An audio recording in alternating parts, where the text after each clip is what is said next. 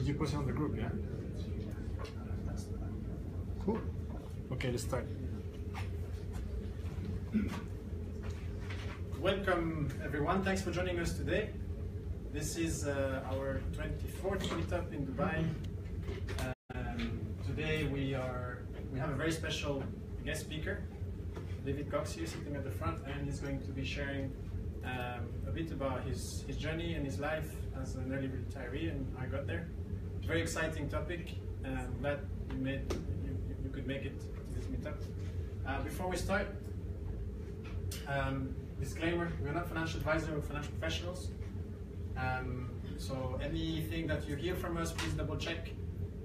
I was going to say we don't advise, but no, check for yourself, check the facts. And don't sue us because we're not professionals. So this is just us sharing experience and sharing stories and hopefully helping the community. We don't sell any investment products or get any commission from anywhere. We do all of this on a volunteering basis. We don't get paid, and we do it because it's important. And in the end, yes, it's your own responsibility to learn and take care of your own money. No one is going to do this for you, not even your financial advisor or colleague sometimes. So yeah, please learn. There's going to be a lot of really good content here, but it's really your homework to go back and read and study this, understand it better. Right? Today is really about sharing someone's experience, but as a way to inspire you and see what you can do about this, right? And then finally, it's not written here, but unless you take action, none of this matters. So one thing that I would recommend is at the end of the session today, make sure you take one action with you and you go and do it, right? A small thing. Yeah, there's going to be plenty of tips today. Take one and just take action. This is who we are, just a non-profit community, personal finance enthusiasts. We share our experience and we learn from each other. We started as just a bunch of friends gathering in a living room, talking about money, presenting different aspects of our experience. We started organizing meetups about a year and a half ago, maybe 2 years, and we've had a few since then in different locations, and our group has grown basically with time. We had a lot of really interesting speakers, all the way to filling big halls with hundreds of people. And we wish we had a bigger hall, and I think we'll have a lot more people. Next time David comes, we'll make sure we have 500 people. No pressure. We've been featured in the newspaper several times. I think there's traction, speaking up. It's an important topic, and if you believe it can help your friends or your colleagues, please let them know. That there's nothing to lose. It's all about learning and sharing and being part of a community that helps each other. We are part of bigger networks, so we are the Boggleheads chapter for the UAE, and we've been that since the beginning. And recently we also added SimplyFI. We are the local group for SimplyFI, which is mostly focused on financial independence. So we combine really the investment part, which is what we normally talk about in our meetups, with the financial independence, which we're going to discuss in more details today as well. Organizing team, all the people who are contributing to make this reality today. So big thank you to all these guys for all their help. Yeah, and if you want to participate, contribute, please let us know. We always welcome new members, and yeah, there's a lot of work to do. You can find about our future events on SimplyFI.org, and we have a meetup calendar there. This is the calendar for the first half of the year. It's our second meetup in Dubai, third actually. And then next month we have a meetup on building a portfolio for expats, following the Boggleheads investing philosophy. Then we have an event in May where we're going to write a personal statement for investing, so your own personal strategy on how to invest in the stock market, based on Boggleheads philosophy again. And in June we have another meetup on financial independence, going more, looking more at how it works, the math behind it, and several aspects that David will also cover today. So please join us for that one if you find this one interesting. We have a blog with event summaries, and we will be posting a summary of this event there as well. You can go back and see our previous events. The presentations are there sometimes. We also have recordings of the talks linked into the notes. So if you're interested in seeing what we talked about before, it's all there. Finally, we have a Facebook group with lots of interesting discussions. This is where you can ask more specific questions, more personal questions. We don't always have the time to address everybody's questions one by one during the meetup because, yeah, there's a lot of us and there's a lot of questions. If you're not sure where to start, dropping a line on the Facebook group is always a good way of gathering feedback from the community, and you see that we have a lot of really active members that are there to help you. And so yeah, this is what we came for today. David is someone that we discovered actually after hosting another speaker who spoke about his financial independence journey, John Van Zeugen. It was last year, around mid-year. And John went kind of ballistic on it was kind of a viral thing in the media for a couple of weeks. And that's when we discovered David, who actually has a blog. And he's been writing about this for, I would say, longer than anyone in Dubai, really. And so, yeah, I'm not going to go through this because David's going to tell you more about it. But I really encourage you to go and check his website and his blog. He shares a lot of really important aspects of his life that hopefully can help you achieve something similar. So without further ado, please join me in welcoming David.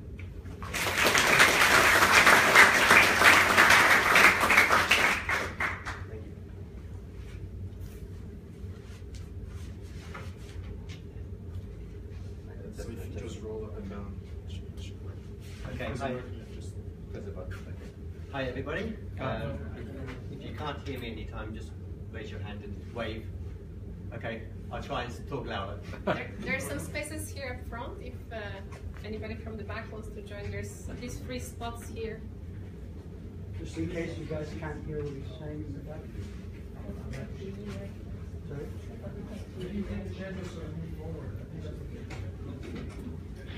Sorry for the distraction. That's fine. Take those spaces. It's free. At least 2 people can come up front here, guys.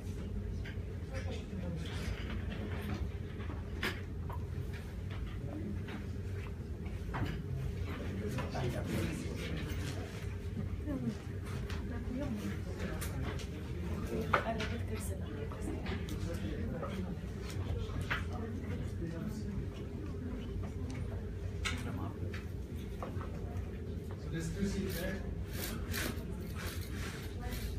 We've got 4. There's 2. 2 more. Yeah. Best idea not to hear this. It's a good plan.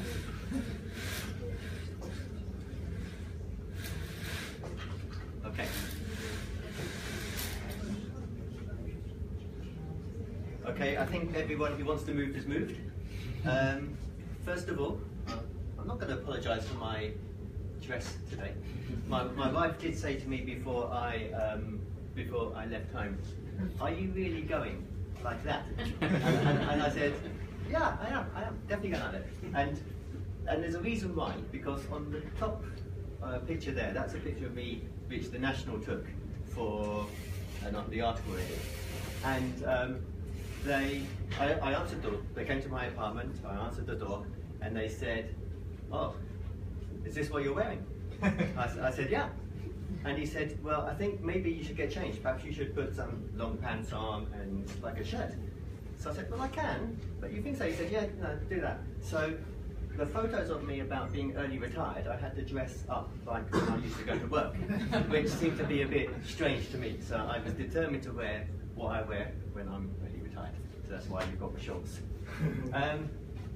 First thing I want to say is that I'm not Andrew Hallam, as you know, and this will become very obvious because I don't know who went to his presentation a month or so ago, and he was excellent. Well, just bring your expectation levels down a little for me. I'm 48, with a grown-up family, and this is my family. The one in the middle is me with my 2 kids. My daughter Rebecca is 22, She's got her first job now, which is fantastic news for my bank account.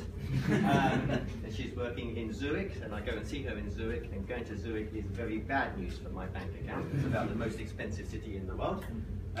My son, Sam, is at university. He's just started his first year at uni in the UK.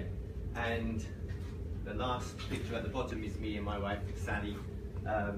It looks like I'm smiling. That is near Zurich. And that looks like I'm smiling, but I'm sort of grimacing because I've probably paid for lunch and I couldn't believe how much it cost. And I'm financially independent or financially free, and I get confused. People seem to use these sort of different terms. And I like to think I think independent is when you can afford to live, maybe not a really great lifestyle, but you can afford to live and do sorts of basic things. I like to think if you're financially free, you've got more choices. Maybe not to buy a Ferrari, but you can do more things. So I'm not sure which of those I am. Maybe I'm hoping that I'm free, we'll see. Just to, again, to give you some basics about me, just to set the scene, I'm not like Donald Trump, so I didn't get a small loan from my dad for $1 million. I had no sort of help from my family, so well, they were very helpful, but I didn't get a lot of money from them. I'm from the UK. I went to a normal school. I wasn't very good at it, probably. I did a paper round when I was at school. I worked in Waitrose at the weekends to give myself extra money. So if I needed money when I was younger, I had to earn it myself. And I think that's a good thing, actually. I think it's a shame in Dubai that our kids can't do that very easily, because I think it's a good lesson to learn. I didn't go to college, or I didn't go to university, which I think is quite interesting, actually. It let me start work at 18, which I think was quite good, because I got an accelerated start to my career. I had 3 years of working, getting experience in earning, while some of the people I competed against later were in education still. But I think I missed out on what was probably a lot of fun. So I slightly missed going to university because I think they had some good parties. As I said, I got a first full-time job at 18. I was an accounts clerk. So it was right at the bottom of my field, which has been a good thing, because I did rise up and I ended up as a finance director for the sort of business unit that I was involved in. And I've basically done every job. Anyone who worked for me, I think I had done their job, and I think that was always something that I was quite proud of as well. And just to show that it was from relatively humble beginnings, my first salary was about 1,600 dirhams a month. So it wasn't, I didn't start at a massive salary. I've had to work hard and earn my way up. And I guess because I'm here, I must understand FIRE, Financial Independence, Retire Early. But the truth is, I heard about FIRE maybe about 18 months ago. That was the first time I ever heard of it. The only time would be to call the people who drive those big trucks and pour water at fires. That was what I thought FIRE. So, Financial Independence, Retire Early. So I'm quite new to this. In my mind, I look at it though as financial independence and get choices. Apart from, I guess FIRE works quite well. Isn't very catchy, so I guess I can figure out why they went with FIRE. And on the get choices part, the reason I think is about choices, and I did this graph for myself, is that I think it's not just a one sort of hit wonder. I don't think that you have to all of a sudden get financial independence and retire early, and you must just aim for that. I think there are lots of reasons why people might choose to chase financial independence, and different people might want to get there quicker or slower, and I think there's all sorts of different balances, and none are wrong. I think it all depends on what the individual finds important. And I suppose I just thought, I don't know if there'll be lots more, but I was thinking that somebody might want to become more financially independent than they are now, maybe not fully financially independent, and they might want to take a career break. They might say, at the age of 32, I want to go off and volunteer. I think that would be a great thing to do. I'd get lots of experience, I'd feel really rewarded. That's something I'd like to do. So you might not be fully financially independent, you can't retire early, but it's something that working towards this goal can let you do it at an earlier time. You might want to change career. It might be to a career that pays less, or you have to start back down the bottom of the scale. So I think there's all sorts of different things that a decision to work towards financial independence can give to us, and it doesn't have to be the same for everybody. And this next set of slides is going to be my view of my journey, I suppose, to financial independence. And again, I haven't got this from a book, so if you've got you may have different views on this sort of stuff, and I'm not saying I'm right, but this is just my take on it, and I guess how I suppose I didn't, and a lot of it I didn't know at the time, but now I look back, this is what I figured out. So I guess I'll go through individually, but I think there's 5 main components. They have to have a reason. Why do you want to embark on this journey? There's the money side, which is you've got to earn money, you have to save money, and you invest money. And then there's a balance side. I don't think you can focus too much on one thing or the other. I think life is full of balances. So reasoning being my first one. My financial independence reasoning, and bearing in mind I didn't know anything about financial independence when I came to this, was I wanted security. This was my #1 thing that was important to me. I was always, for some reason, terrified of losing my job.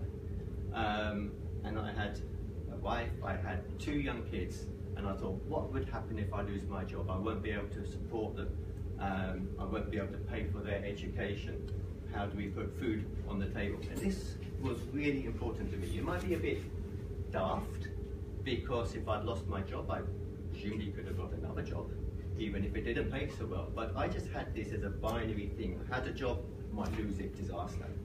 And so financial security was the key thing for me. And almost by default, because I thought security was important, that led me to do some things that moved me towards financial independence. It was kind of, I wouldn't say it's by accident, but I didn't say, oh, I want to retire early.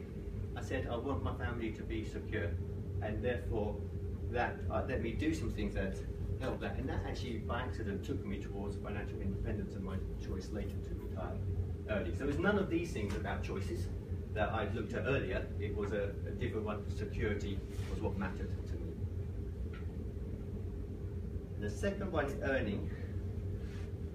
This is a bit general, and I'm going to get onto some stuff about how earnings impacted me, but I'll perhaps go through some general stuff, and again, just my ideas. There are probably lots of other things.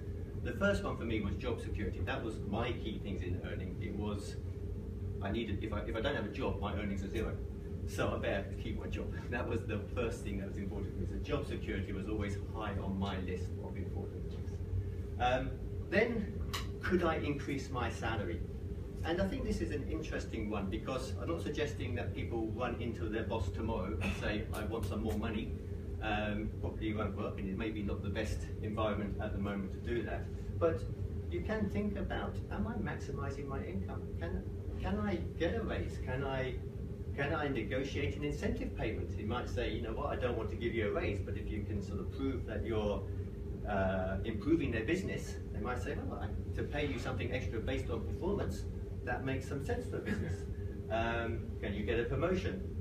Can you change jobs, industry, location? And some of this might involve taking some risk, and again, you have to weigh up whether that's right for you. Are you happy to take risk to try to change your salary? But I see a lot about side hustles. When I'm looking at other blogs, a lot of people say, oh, get a side hustle, do an Airbnb, get a part-time job, start your own business. And I think they can be great ideas for the right people. But I found that I spent a lot of time at work, and I had a family, and I didn't want to work all day and be busy all night running my own side hustle. So I kind of figured that looking at increasing my day job money was perhaps a good place to start. It didn't involve me doing extra work. It it just involved me being smart and trying to persuade my employer that it's not a bad idea to get some more money to me. I'm a good performer. So that's my ideas on opportunities to maximise your earnings.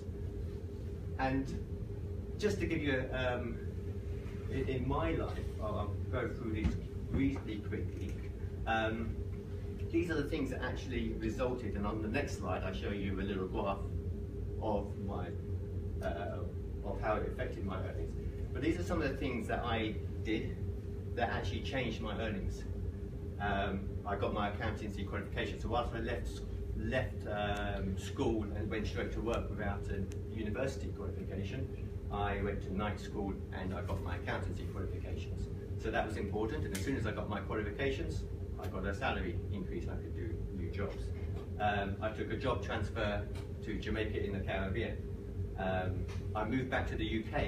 It wasn't really good for my earnings, but it helped position myself for future promotions.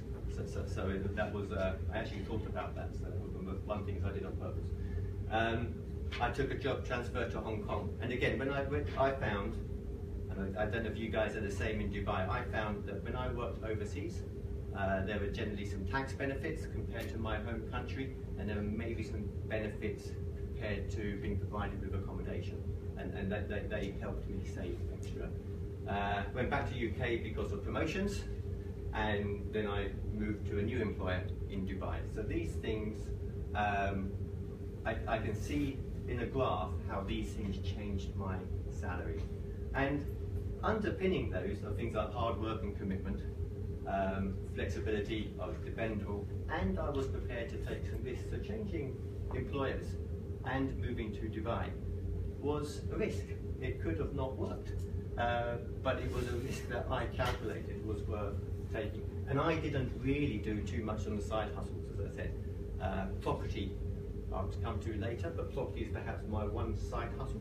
But generally speaking, I wanted to keep a balance in my life. And this is my salary. I haven't put numbers on this. I do put numbers later, but I think the numbers are not very relevant because we are all different, and our home countries are different, our cost of livings are different, our interests are different. So what I think I need in retirement might be different from what you guys will need to become financially independent. So I don't know that they're that relevant. I think they're interesting and people like to see, but I'm not sure that they're that relevant. So I've left them off this slide for the moment. But I'll just go through. These are the same things pretty much. Jamaica, Hong Kong, big promotion, Dubai. This is a different one. But when I moved to Jamaica, although it's down the bottom of the graph and the numbers are small, I almost doubled my money by going to Jamaica. So I made the choice. Other people got offered that job and didn't want to take it. I took it. It was a tough job, but I doubled my money. I went to Hong Kong, didn't double it, but I probably got a 40 or 50% increase. So these are decisions that I took that increased my earnings. Good promotions here. This is a bit misleading as well because you get housing allowances in Dubai, but the housing was a lot more expensive. So it looks like it goes up a lot, but you have to spend a lot more on housing. But I got a good promotion in the UK, and then I came to Dubai. So I had some big increases based on choices I took. I got promotions because I positioned myself for those promotions. I chose to move to Dubai, and I knew what the rewards would be financially in doing so. Most people we know don't move to Dubai. I know you guys all have, but most people don't.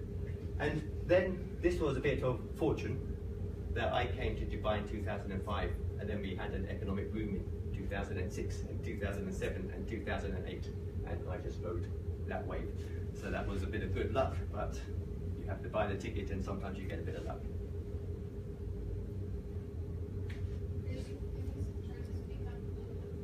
Okay. No, just wave if you can't hear me again. Okay, so now we've done our earning, as if we have to get some money in as our prerequisite. So once we've got some earnings, we can then think about saving. Again, this is a bit generic, and I'll go through some of the things that I did better than others. But again, if I'm looking at saving and just going through the green boxes,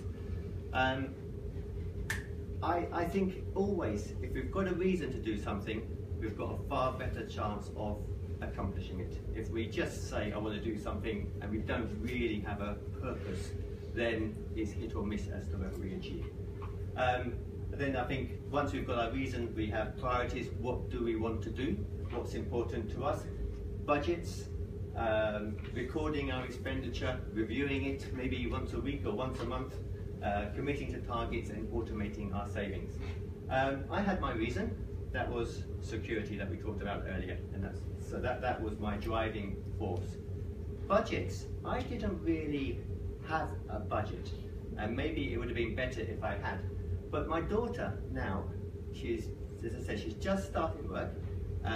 She's living in a seriously expensive city in Zurich, and she's got her first salaries coming in January. Her first salaries in January, and she said, "Dad, I've got all this money. It's great."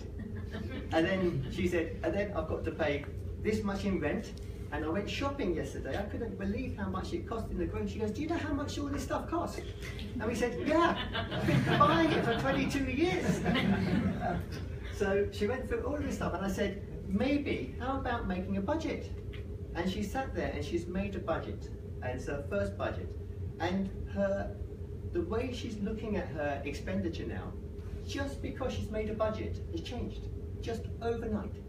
And so she now has this budget, and she now records her expenditure against it and says, am I better than the budget? Am I worse than the budget? And she has an amount of savings in her budget. So every month, she has an amount that she wants to save. So I didn't do that so well, but my daughter, I guess it's since I've been coming to these sessions and I've been thinking about it a bit more, I've looked at budgets and I think they're great. And I've recommended to my daughter, and she's using it, and it's working well so far. The recording expenditure is quite interesting, because the first time I think I met with Sebastian, they showed me an application where you could record all of your expenditure, and I downloaded it, and it's quite, and they're fantastic. And again, I've told my daughter about this. I don't use that though. I put mine onto Excel, because I'm old-fashioned, but I still like the fact, because when I spend something, I register that I've spent it, but then maybe a day or two later, when I type it into my Excel spreadsheet, I think about it again, and I quite like the fact that I think about it twice. I think that helps me think, yeah, was that a good thing to buy? Or, oh yeah, I spent that already this month. Let me try not to repeat that. So I recorded, and I recorded in an old-fashioned way, but it works for me. And reviewing at the end of the month, again, something I didn't do too much before, but this works really well. And I do it for my blog, because I publish my costs each month on my blog. Well, first of all, I have to pass the red face test. Am I embarrassed about what I've spent? Because I'm about to tell, well, maybe not the world, but a few thousand people who are going to read it. And I have to explain it. So that's a perfect way for me to review my costs. And again, that really I do find helpful. And I say committing to a target. My daughter's got her savings target, and automating it. And we were talking with, I think with Nigel, we were talking about Rich Dad, Poor Dad book just at the beginning as we were chatting, as you guys were signing in. And I've got a friend who's starting his own business here, and he's got all of these costs, and he's got his salary as his cost. And every month he hasn't got enough money to pay his salary. So he doesn't get paid every month. And I remember in Rich Dad, Poor Dad, one of the things that Rich Dad said was, pay yourself first. And I said this to my friend, I said, you must pay yourself first. Pay yourself first, and you will figure out how to make the rest of the money work and to do what you want to do for the rest of the month. And that's effectively the same with savings. If you decide you're going to save 1,000 dirhams, 500 dirhams, 2,000 dirhams, whatever it is, save, put that 2,000 dirhams into your savings, into your investments on day one that you get paid. And then you will figure out how to make the rest of your month work. If you do it at the end, maybe you'll spend it. So they're kind of my things on saving. And these are I've said savings, and this is, savings and spending is kind of opposite sides of the same coin. If you spend all your money, you can't save. So if you spend less, you can save. And these are something, I just thought back, because I had to do this presentation, I thought, what have I done recently about saving money? And these are just some things that I've put down. And on my high-tech piece of paper here, I've written down how much each of these things has saved me. So this is a real example of someone, and I thought I was doing quite well with money, but this is, I think, in the last 12 months, some things I've done. So I'll just quickly run through, and then I will tell you how much each of them came to, and how much it costs, how much it is overall. So I've downsized. I was in the Springs. We had a three-bedroom townhouse in the Springs. We now live in a 2-bedroom apartment in Sport City, which is still bigger than we need. So we downsized our accommodation. We changed our TV and phone packages. I now have so just as an example on my phone package, I had a postpaid Etisalat package. It was great. I had all this data, I could use it overseas, which I didn't travel much, I didn't need to. I think I paid 400 dirhams a month. I have now a prepaid, and it costs me 50 dirhams a month, and that's fine. It lasts. It's fine. I shop in Carrefour. I used to shop in Spinners. I'm taking longer than I meant to on this. I'll give you an example. And this had two benefits. One, so I went shopping at Carrefour, and I bought my shopping, and I thought, oh good, I wonder how much that would have cost when we used to shop in Spinners. So I took the receipt and I went to Spinners, and I wandered around Spinners with a pen and this piece of paper. And the best thing was, my son came to the supermarket while I was in there, and he said, "Hi Dad, what are you doing?" So I said, "I'm writing down the prices." What else would you do in a supermarket? And he said, "No, what are you really doing?" So I said, "That's what I'm doing." And he said, "You're so embarrassing, Dad." And of course, as a father, one of our main things is that we've got to embarrass our children. So I found out how much the saving is from Spinners to Carrefour, and I embarrassed my son same day, two for one. So just to answer the question of my shopping, everyone else's shopping might be a bit different. If I took 100 dirhams and I bought shopping in Spinners for 100 dirhams, for me to buy the same shopping in Carrefour would cost me 80 dirhams. And you obviously will come from different places, but I checked it in the UK, which is where I'm from, and I checked it in the US because most people who read my blog are actually from the US, strange enough. So if I'd spent 100 in Spinners, 80 to buy the same thing in Carrefour, in the UK and the US it was about the same, it would have cost 60 in the US or UK. And if you'd gone to places like Lidl or Aldi, which are some lower cost supermarkets in Europe and the US, it would have probably cost 50, you could pay half price. So we've shopped in Spinners for 10 years. And so we've thrown away all of that money that we could have been saving for buying the same goods somewhere else. Take time to shop around. My car insurance, I spent a bit of effort on the internet, bought car insurance cheaper. I'll tell you how much in a minute. Exchange time for money. If I'm flying to my daughter's in Switzerland or my son in UK, I will take an indirect flight. I'll stop over in maybe Istanbul for 3 hours and I'll save $300 or something, and that's fine. I use public transport. I sold my car.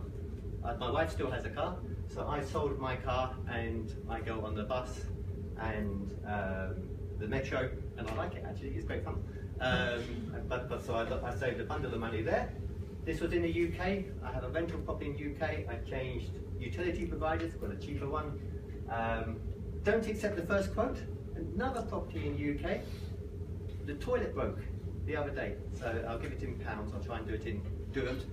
We got a quote to fix the toilet. It was £800 because they had to go under the floorboards, everything.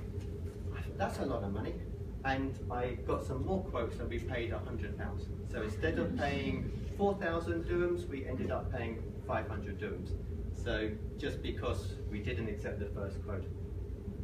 Last little ones are not too much. Use a gift list at Christmas instead of buying everything, and then when people say to me, what do you want for Christmas? I say, don't know, just bought everything.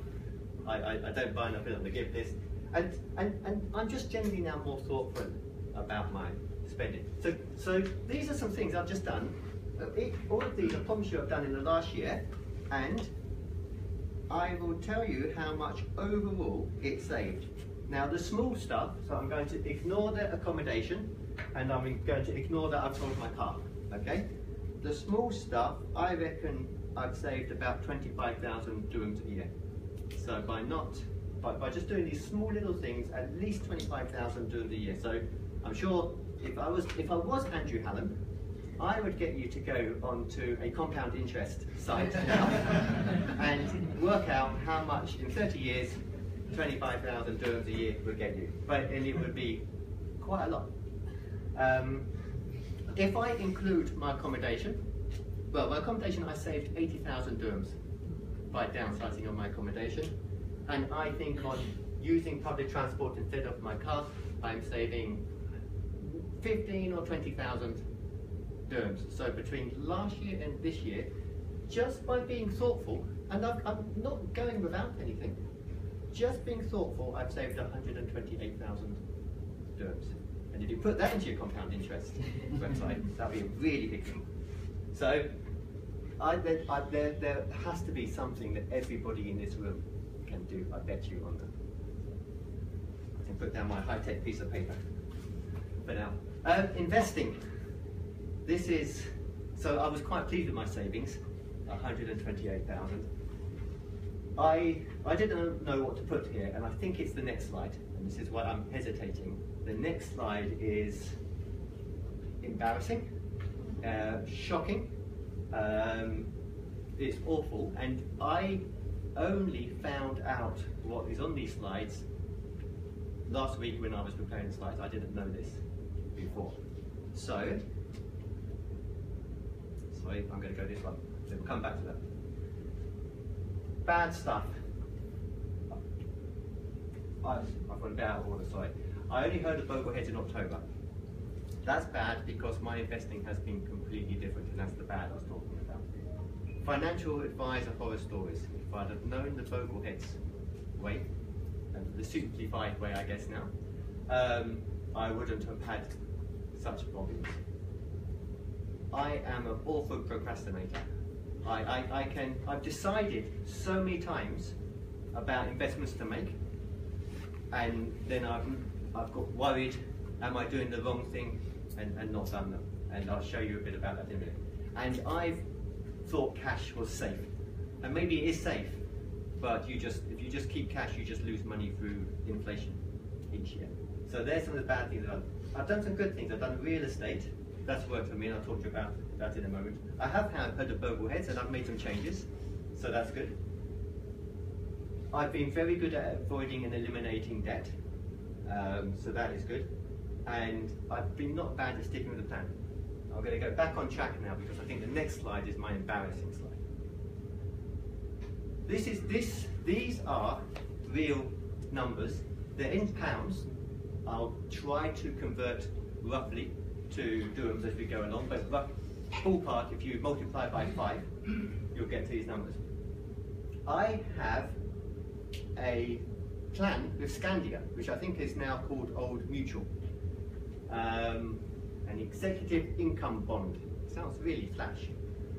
And I'll tell you the number. I've got £500,000, I think, in this plan. And to do this presentation, and based on what Andrew was telling us in his presentation a month or two ago, I thought, what are the fees on this? So I went into their website and I couldn't find them. So they're probably there, but I couldn't find them. So I phoned them up. They've got an office in Dubai. I phoned them up and I asked them if they would send me their fees, which they did, no problem. They emailed them to me. And I've calculated that on the investment, this based on it's basically their establishment fee, their introductory fee. I paid £61,000. So if you multiply that by 5, it's at 300,000 dirhams. I just lost 300,000 dirhams by deciding to go into this plan. And I had alternatives because I could have bought low-cost index funds, but I didn't. I bought this plan, and that cost me 300,000 dirhams. And I haven't told my wife that yet. And I haven't told her there's a live feed either. Okay. So. Is that why she didn't come today? It's why she wasn't invited, yes. I've told her I've gone to Carrefour. I've also got a plan with Royal London. This is a pension that I had in the UK, and I've moved my pension to get a better return, because I thought if I look after this money, I can enhance the return for my pension. So I've got that in a Royal London 360 plan. And based on the amount I've invested, the fees, the establishment fees I paid there are £11,000, which is 55,000 dirhams. So between these two, I've just lost 355,000 dirhams. And that's exactly what Andrew Hallam in his talk was talking about. And I'm a real life example of, and I'm an accountant, by the way.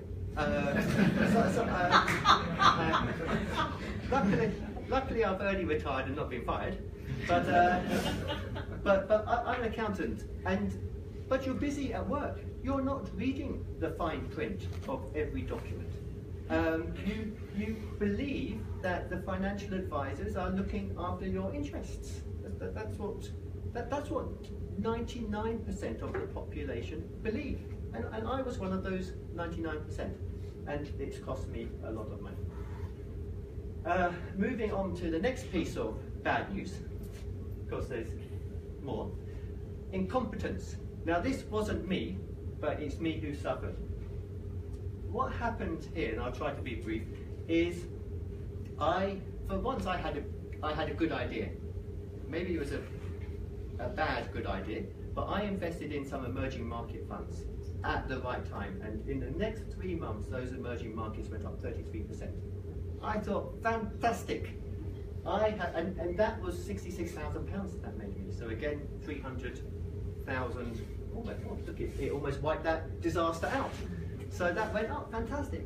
After 3 months or 4 months, I got a statement from, it was Scandia. I got a statement that said, "Dear Mr. Cox, you are the proud owner of £200,000 in cash." I said, no, I've invested it. But they hadn't invested it. And the markets had gone up a third. So they then said, "Oh, we didn't invest it, we'll do it now." So they invested it up here. Then the markets reduced by about 25%, and I lost £49,000. Now, there was an argument as to who was responsible. It wasn't me. And someone even admitted they were responsible just before they ran away. And I never got that money back. So I don't know what one does about that, but that is something that impacted me, and it was a financial advisor here in Dubai. Fraud, same financial advisor. There was this, I logged into my account one day, and there was this note about the Caldora fund had ceased trading. And I thought, oh, poor people who are in that. No. That's a shame. That's a shame. And luckily, I knew I wasn't one. Apart from, and this probably shouldn't be an issue for anyone here, but if anyone did use a financial advisor, don't tick the box that says they can do discretionary trading on your behalf, because that means they can trade on your behalf without asking you for permission or approval for what they're doing. And this guy had bought, without me knowing, £60,000 worth of Caldora fund. And the reason this was a financial advisor in Dubai who is no longer in Dubai, the reason he had done that is because he was the Caldora fund. And him with some other guys, I'm not saying he intended it to be a fraud to start with, although maybe he did, but I think the fund was tanking, and it all was almost like a Ponzi scheme. To prop it up, you needed to put more money into it to make it survive at least for another day. And he put £60,000 of my money into that, and then, as I said, he ran away. So I have lost or wasted some of it because of my own ignorance, some of it, I don't know what we call that, some of it because somebody did something, I think it was fraudulent. I wasted, it wasn't these guys, by the way, this was a different financial advisor.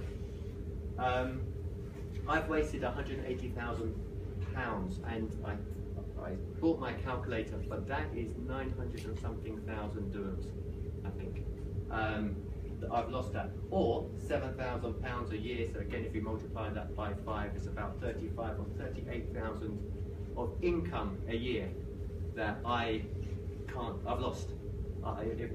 If I hadn't fallen into these traps, I would have had 35,000, 38,000 dirhams a year extra each year.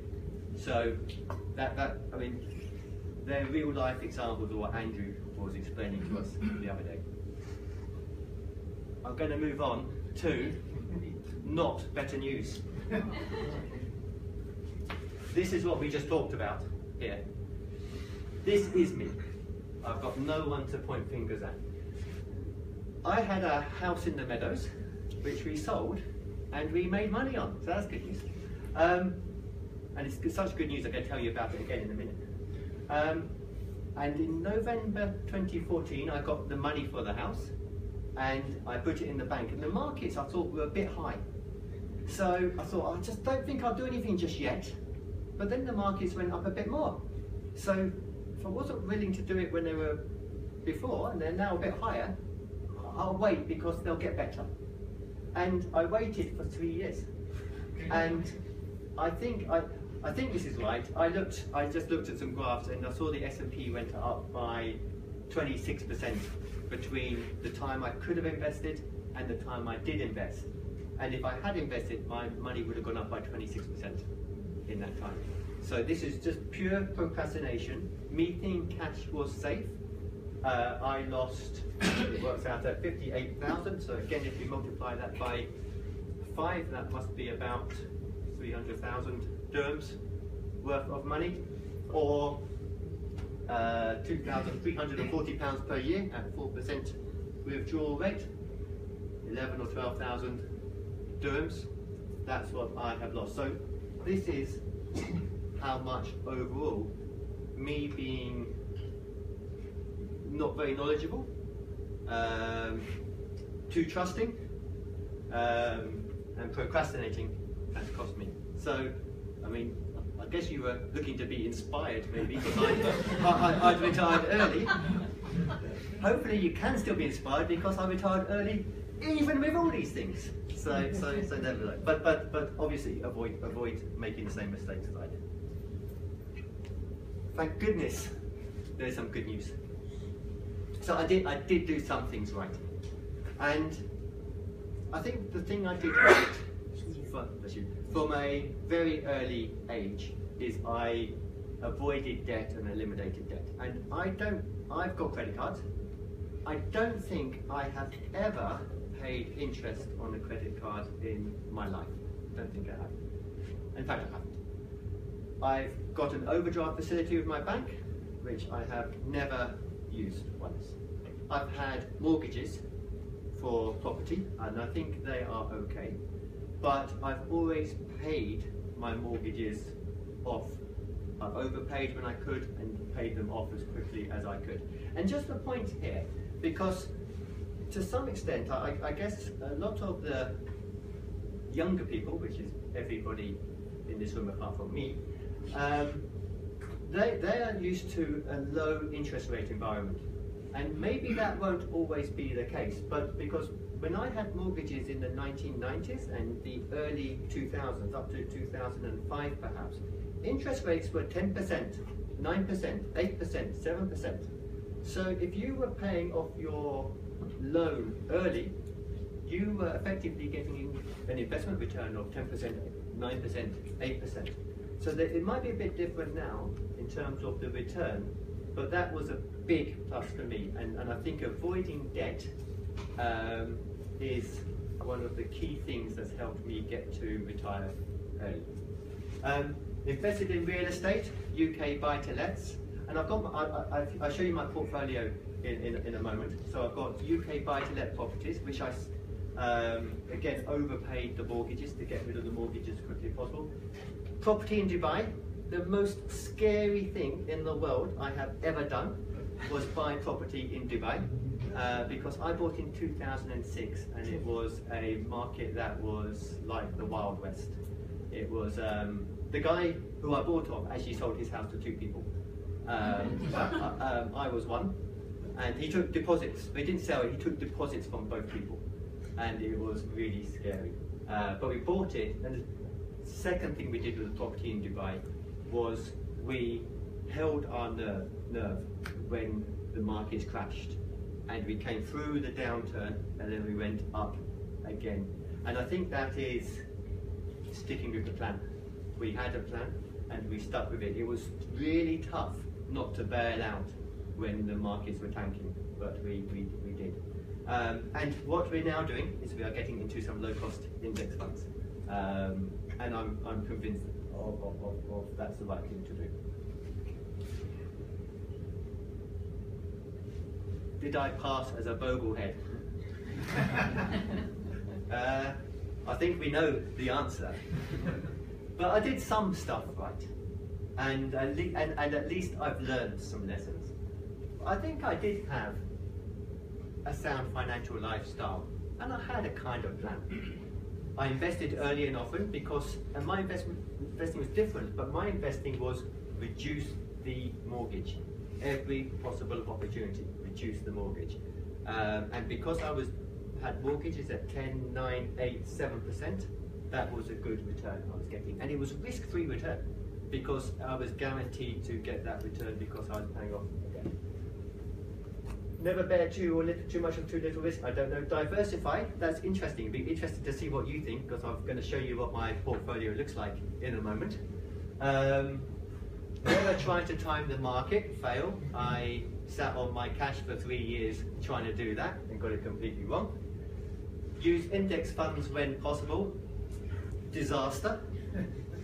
Lost lots of money because I didn't do that.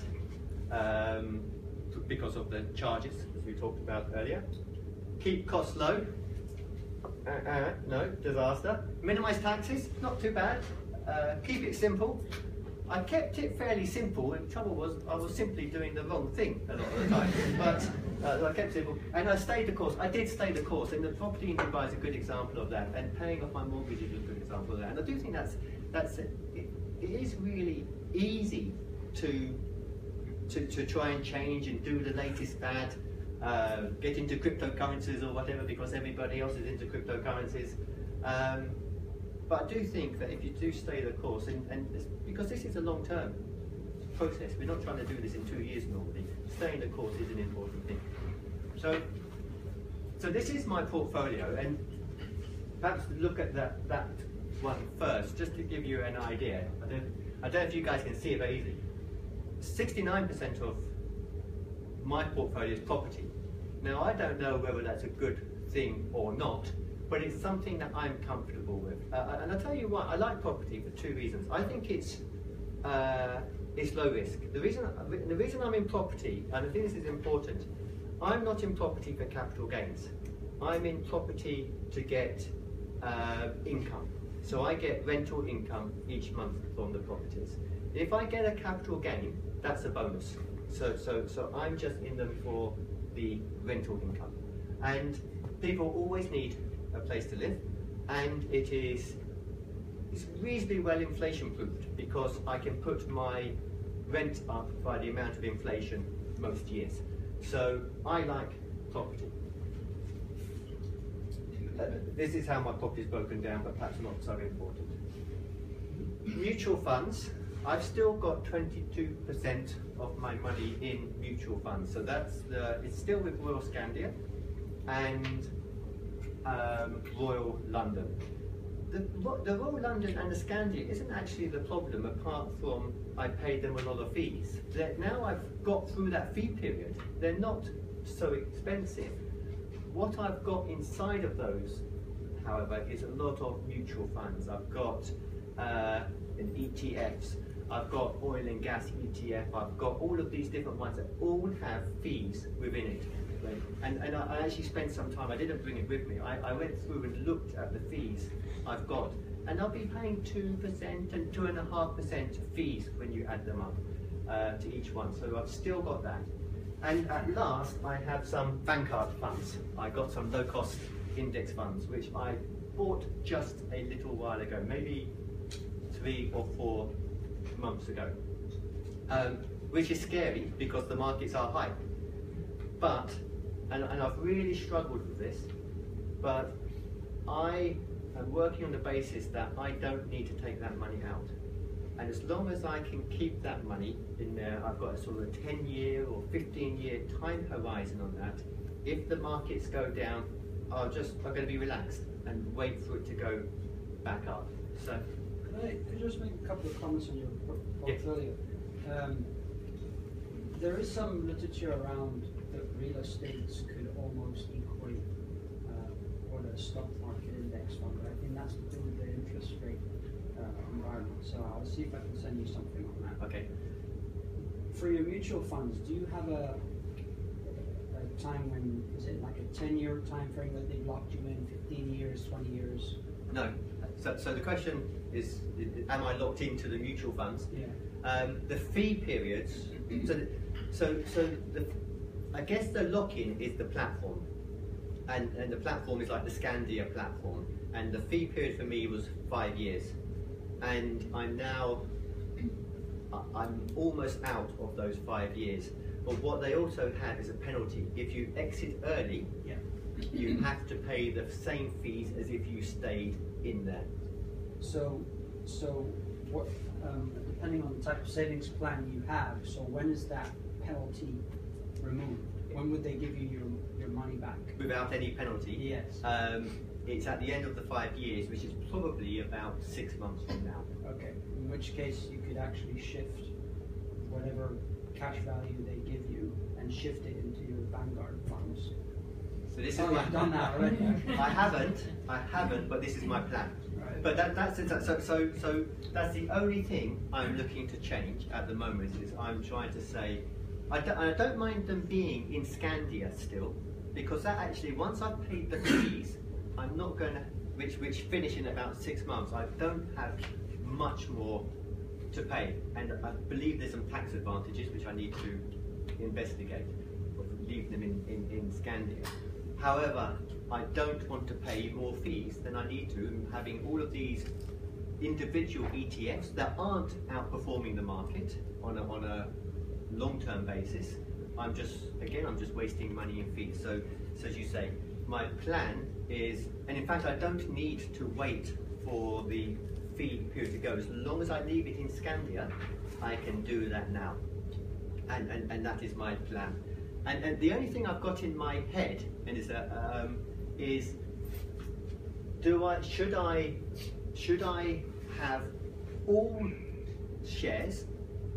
So if I was to say to have a worldwide, a Vanguard, for example, worldwide share index, should I have that 100% in that worldwide share index, or should I be saying, well, David, you're 48 years old, you should be having 20% of bonds and 80% of shares, or 30% of bonds and 70% of shares, to reduce the risk?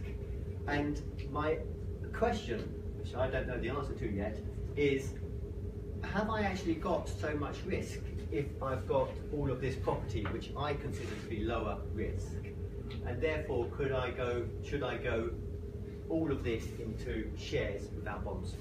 So I'm trying to figure that out. David, I could say I'm a property investor as well. we've got a solid base of property, like yourself, Yeah. and we've got 100%. We could almost be twins. I'm listening to everything you've said, and we're in exactly the same point. We've got things like a pension plan that we realise we're paying advisors' fees and all of this kind of thing, and I'm looking into doing a similar kind of idea. But the point with that pot of money is that it's whether you need it, isn't it? If you've got your property money, then it's not like it's ever going to be necessarily part of your pension or anything like that. And I come to some numbers on this later. I don't think we need it for 10 or 15 or 20 years. So I can roll through stock markets ups and downs. You were going to... I was going to say, there are quite a few things, although I understand that you quite like property. If we're going purely on the basis of diversification, I say you're quite heavily relying on property. I know people like it because it's something tangible. Yes. Quite rightly, you said it's great with keeping up with inflation. But if you look at some of the literature, maybe you are a bit heavy on the property, especially when the crashes happen, just like with any other asset class. Having your age in bonds is really good to have because it's a way of reducing your risk. But I could send you something in terms of how you can, if you are interested, in terms of how you can balance it out a little bit more in terms of stocks, bonds, and real estate. The other thing I would say in terms of, with regards to how diversified your property portfolio is, I'd say it's quite Europe. You guys are no longer in the European Union, but it's quite localized in that. There's still it's still quite localized in that area. Yes. I guess there's, one interesting thing, and it's a question I battle with, and it is mostly UK property because of what we know. But one of the other questions is, what currency do we want our income in? And I think that's an interesting one for us, and we don't know is perhaps the answer. But I'm always nervous of exchange rates. I've got a friend who's bought a property in Melbourne, and to get income and some capital growth. And I've said to him, is he planning to live in Australia? Does he want income in Australian dollars? And he says no. And so I question the logic of him having a single expensive asset in a place where he's not going to want income in that currency. So I am overweight in property, 100% for sure. It's just whether I do anything about it. We must say though, just with the property, and this, I'm overweight in property, exactly the same. I think you touched on it earlier. It doesn't really matter whether that property crashes, does it? No, because you're still getting your income. Because I just want and you just wait for that to come back. It's the same. You're correct. It's the same logic of index funds. I would say that as long as you're not having to divest of that investment during the downturn, you just wait for it to come back up. And you're correct. I'm an income investor in property. Not a capital growth investor. That only applies if you're living in the same country. Yeah. Because if you're living in a different country, then that doesn't necessarily apply. Because if you're getting less money from your rental companies, From exchange rates. and plus your exchanges. If you're in the UK, it's fine because you're in line with what's happening in the market. But if you live abroad, that starts to change. Yeah, as you said about our Brexit and our European Union, my choices of where to live seem to be rapidly reducing. But never mind. So I've got some work to do on that, and that would be great to see some of that information. Yeah, sure. Last one. This is a quick one on this side, and then I'll get on to my early retirement. Balancing very quickly. I'm a big believer that you have to have balance. We can't all just be saving money, investing money. We have to be enjoying ourselves, and there has to be some balance in our life. So I'm a bit of a believer in that. I don't know what this was. I'm going to go past because I'm taking a bit of time. And then I retired. It was a good day.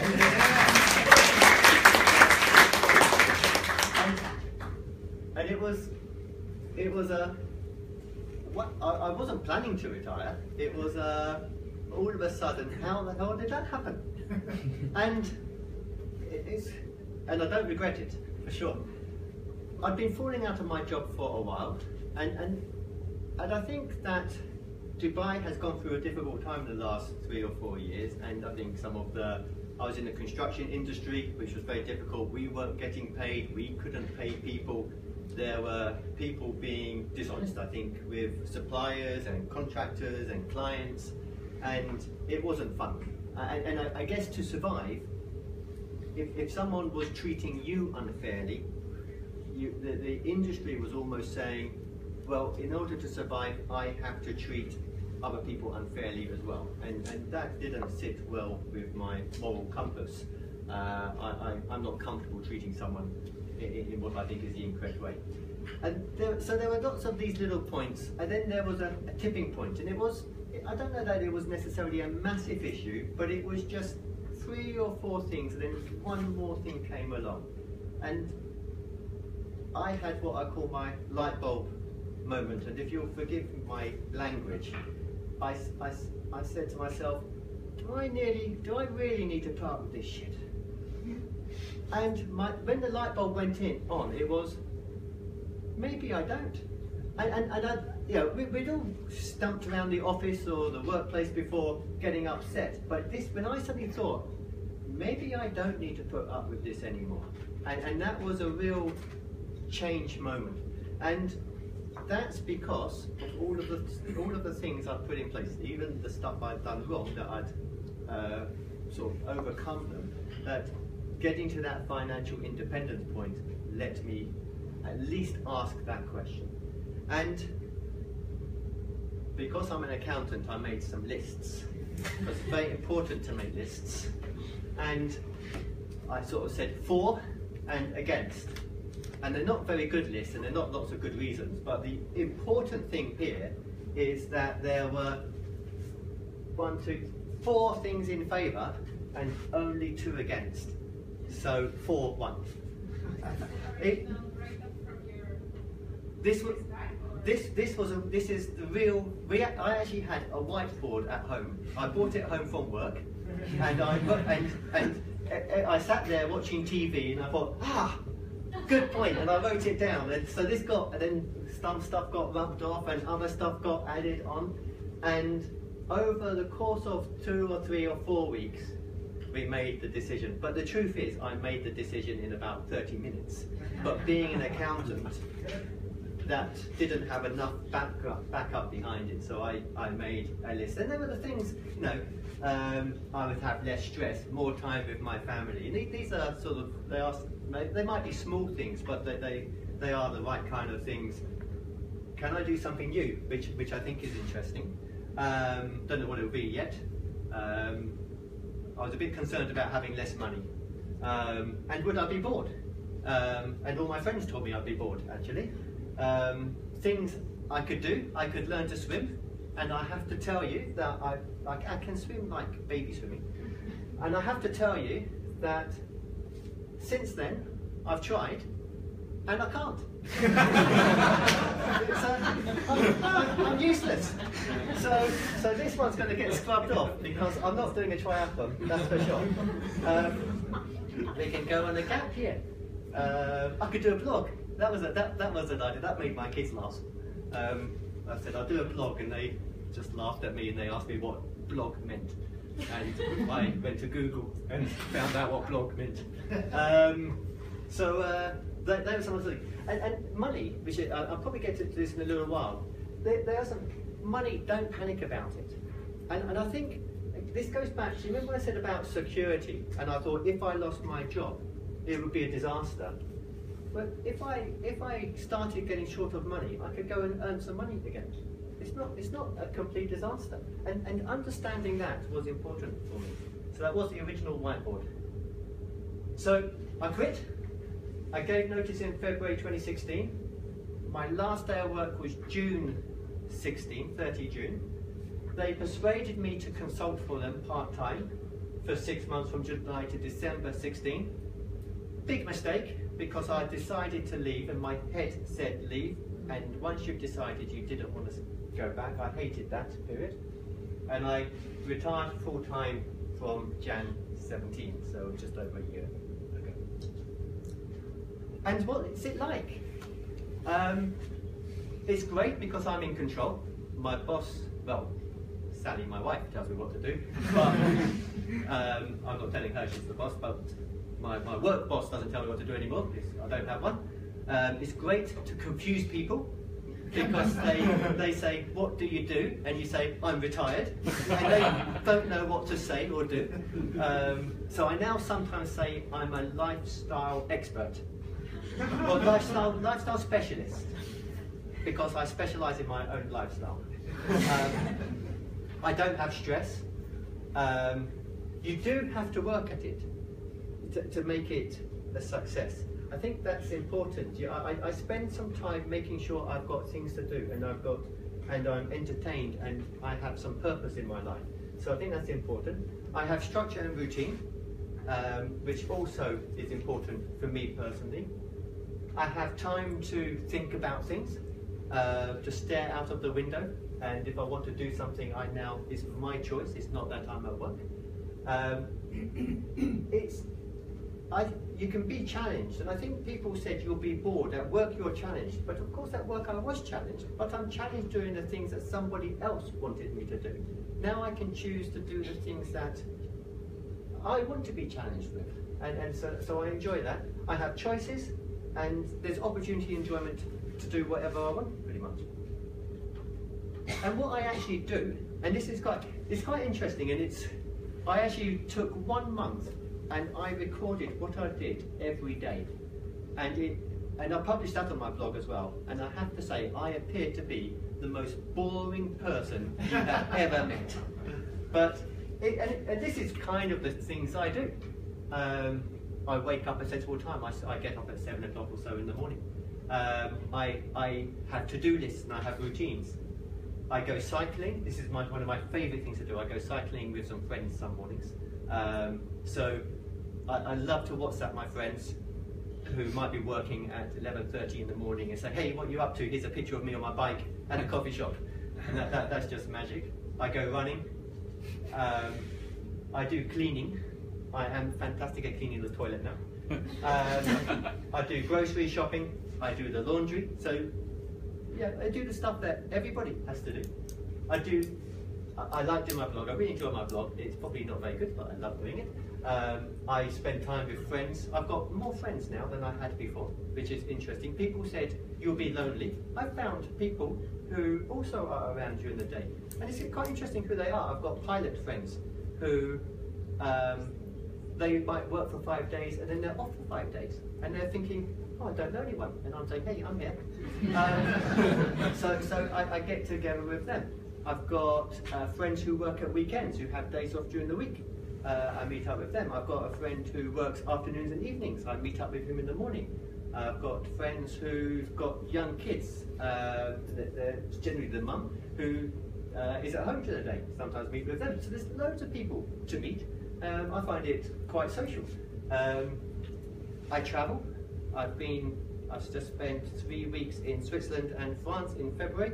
I'm here until the end of this month, and then I've got 4 weeks. I go to Switzerland, New York, Boston, UK, Switzerland, and back here.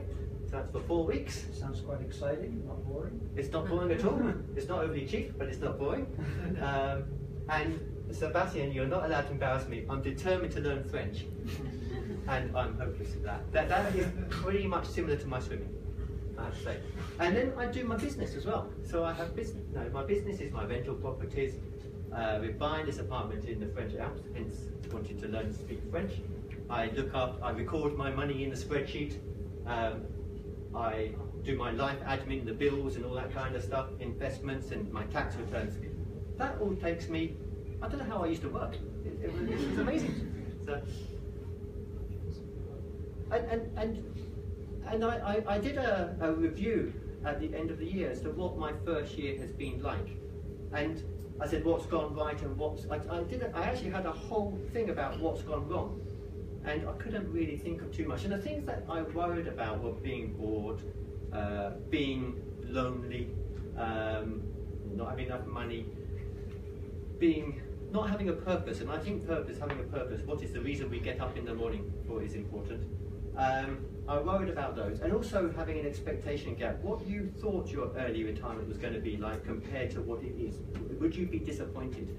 And I found that with planning and routines and the right attitudes, you can take care of all of these yourself. And it's within your control.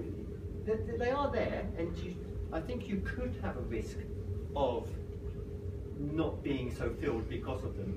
But they are all completely overcomable. And these are some of the things that I do. Other things might work for other people, but these are some of the things that I do that get me over them. And I said in return, so they were the risks, and the things that I'm getting on the plus side, maybe similar to the previous slide, but I do blogging, I don't have any stress, I have time for reflection, I really enjoy thinking now. It's a kind of this, I might go to a coffee shop and people wonder why this guy's sort of got this cappuccino and is just staring into space. I'm thinking or reflecting of things, it's very important. And I've got the choice to do what I want. I've routines, and I quite like routines. I'm an accountant after all. Morning bike rides, best thing ever. Coffee with friends, I love coffee. Coffee's my luxury. I'm not a coffee connoisseur, but I love watching the world go by. I love talking to people. It's great. I find value in things. That's something that I think is interesting. Because I have the time, and I am more concerned about money in that my money has to last. I appreciate that things have a value, and that's before. And I think Dubai can be very much like this.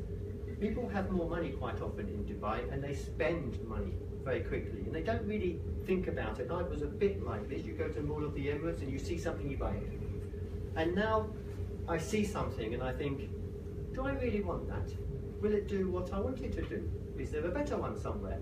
And it's not being mean, but I think it's appreciating what you get. And I really enjoy finding value in things and getting what I want. And travel. So we got, on the next slide maybe, or a couple of slides time, I've got a bit about travel. I've said it works, but does it work? For me, I said I wanted £50,000 a year before tax, which is £44,400 a year after tax for Sally and me. And I completely guessed that number. There's no logic behind it, I just made it up. It was a round number. It looks like it works. And I won't go through this in detail, but I publish my costs, as I said, each month. So this is the first 2 months of the year. And I mean, if you want to have a look at them in detail, the easiest thing to do is to go to the blog and have a look. But my £44,400 a year after tax is the same as £3,700 per month. And what is that? That's probably about 17 or 18,000 dirhams a month. Now, for the first 2 months of the year, my day-to-day costs, so excluding things like going on holiday and big travelling, I'm spending 2,300. So I'm spending about 60 or 65%. So in fact, that looks like it's more than enough money. I could actually reduce the amount of budget I need. And this is why I publish my costs, is everybody, so many people, when they think you're retiring early, says, will I be able to afford it? And you're thinking, I work 10 hours a day at the moment. When I stop working to entertain myself, it's going to cost a lot of money. I'm going to spend more than I do now when I retire. And I found I spend less because I have time to save money. I can think more carefully about what I buy, where I buy it. So we spend less now than we did. And these are costs. So we are living within our means. We actually saved money, our income from our property alone, and excluding our mutual funds, etc., our income last year was more than our expenditure. So we still saved some money last year, even though I wasn't working. Sir, can I just ask, I've been onto your blog, Yeah. and you don't make an allowance in your budget for education. You've still got a child at university, or for your housing. Yes. And those are two huge costs here in Dubai. So where do those fall in within your budget and retiring? Okay. On education, what we've done is, the reason I've done it like this is because education will be different to a lot of people, but we've saved an education fund, if you like. So we have a lump of money which is dedicated to education, and we just pay out of that. I think on one of my blogs I did say how much it costs. There's one blog that says how much it costs to send a kid to university in the UK. But the reason we take it out is we said this amount of money is for education. It's not a normal living expense. It's a one-off. In terms of housing, again, the logic is, again, housing will be so different for different people, and most of the people who read the blog, as I said, are in the US, who have a vastly different, unless you live in New York, a vastly different cost of accommodation. And for us, if we lived in, let's say we lived in France, we're buying this apartment in the French Alps, that would be mortgage free. So we would live in a house we own. We wouldn't have any mortgage or rental payments for it. So that's why we don't have it in there, because we don't have any housing costs. At the moment, we're lucky in Dubai. My wife gets accommodation with her work, so that's why we don't have a housing cost in Dubai. Her housing cost wouldn't have covered the Springs house. That's why it's a saving to reduce down. And I think perhaps adding a third one. Housing is also very easy for everybody else to live. People know what their housing cost is. So you might not know what you spend on groceries, or whether you will spend extra in the 10 hours you're not working, but you know if you rent or if you have a mortgage or whatever, you can quite simply add that in, if you like. So kind of that was my logic behind it.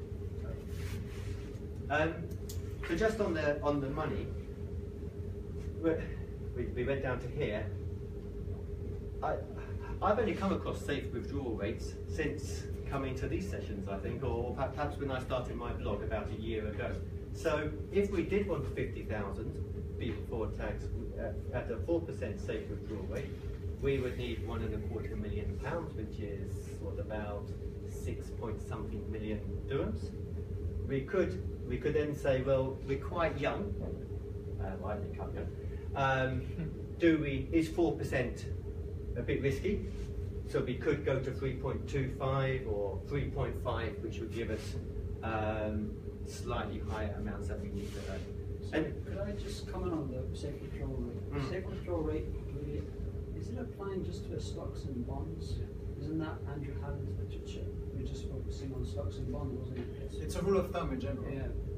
Yes, Does it apply to real estate? I look at it as being stocks and bonds. So yes, I look at it. So you're just pulling from your on the next slide. your funds. Yes. So I think.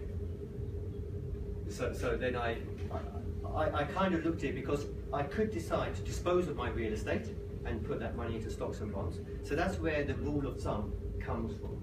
But then I kind of looked at it and said, well, these were the different amounts that I might need to get these amounts which would cover my costs. But in my case, the safe withdrawal rate doesn't really apply because I've got property income and I actually get more. I have got more property income than my cost of living already. And then I could apply the safe withdrawal rate, and I've applied the most conservative of the ones I looked at to my portfolio, and I could get another 35,000. So I could actually, I could get 100,000. I'm saying I need 50,000. In fact, I'm then spending money, so I don't need 50,000. I need less. but I've got 100,000, so we could double our budget. And the question that we've got is, should we double our budget? And don't tell Sam, because she would say yes. But I think that's our situation. And I think that's quite interesting, because I've actually worked these out to do this presentation. I hadn't worked it out before, and it's quite interesting, because I could have retired before.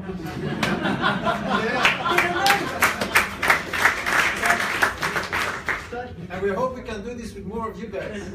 But yeah, I could have retired, I think, in 2008 or 2009. And yes, I got paid some high amounts of money here, but I could have retired mostly before getting those high amounts of money. So it's quite interesting that I said to you earlier that I got to financial independence doing some of the right things, but a little bit by accident. But it worked, and I could have retired earlier than I actually did. And I think that may... Oh no, there's one more. I guess the last one, choices. So this is, what am I going to do? And I think the nice thing about being financially independent or free is that you have options. It might be financial independence, get choices, or it could be FIGO, get options. We can travel, and we're going to travel. So I have tickets booked on the 7th of July. We're going to UK and Bali and Australia and Hong Kong and Japan and Thailand and Vietnam and India, and then we're coming past Dubai, and then we're going, that's going to take 4 months. So that's happening from July to November. We could have a new home. We're going to spend 3 months in the French Alps at least, and see if we want to spend longer there. We can work, and I think we will work. But we will work at our choice. And things that we might do for work is we may buy some auction property from UK and renovate it and sell it on or add it to the rental portfolio. I might think about doing cycle tours in the French Alps, but these are all things that I can do at our choice, not because we have to. And maybe we just do something that we've not even thought of. And that's part of the benefit, because we have these choices. And maybe that is it. No, it's not it. There's more. So I think this must be the last one. And I guess I'm saying if I can do it, I think other people can. But I think the money isn't important. So my money isn't important because I think everybody here is going to have a different set of circumstances. And there's different countries, different costs of living in those countries, different lifestyles. People have different interests. So everybody's going to be different. So I think my details are pretty irrelevant in many cases. I think the principles are relevant though. I do think you have to have a reason. Obviously, you have to earn some money. Then you have to save some of that money. And you have to invest it. And you have to have some balance in your life as well, I think. And please avoid my mistakes, because that will help you a lot. And I guess my last one was on the basis that you're here today. You kind of know all this already, so I'm sure everyone's going to do it. And that is the end.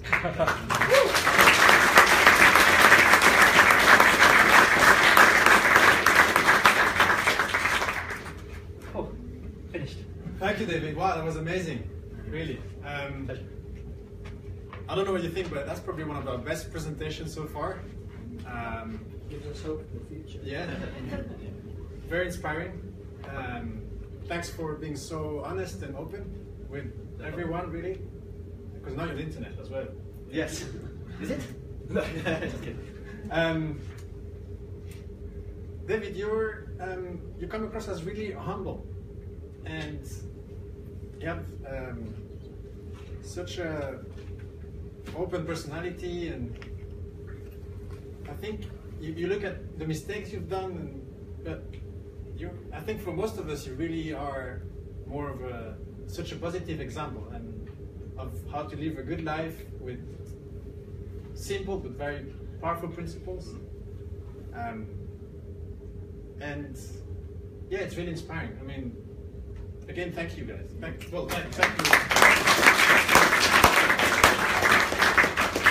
Yeah, I'm losing my words because it's quite emotional. I've been, I think quite a few in our group here have been reading and listening about financial independence from different people and different sources on the internet. But I haven't met someone like you who was so far in that journey already, and who's so honest about it, and yeah, who's sharing so much. It's really amazing. Thanks for that. I took a few notes. Okay. And I have a couple questions, if you don't mind. A test? No. First of all, I find it interesting is that you said it's sort of an accident that you retired early, right? You could have retired earlier. Yeah. Like it's quite incredible that you've done all of this, and you were much safer. You're actually much safer than you thought you were, right? Yes. It's kind of an accidental retiree. Yeah. And it's quite unique. I think a lot of people here would like to be where you were in 2008. Yeah. Right? So wait, that means you could have retired at 38? Yeah, I suppose, well, yeah, 48, yeah, I guess so, yeah. That's just a shame. That's really impressive, yeah. Okay, so a couple of questions and then we open the questions to the floor here. You mentioned that, you talked about your wife, Sally. Yeah. Is she also retired? No, it's quite interesting, she's not. She's a teacher, and she came to teaching quite late. So she's been teaching for about maybe 5 or 6 years. And so she's not ready to give up her career yet.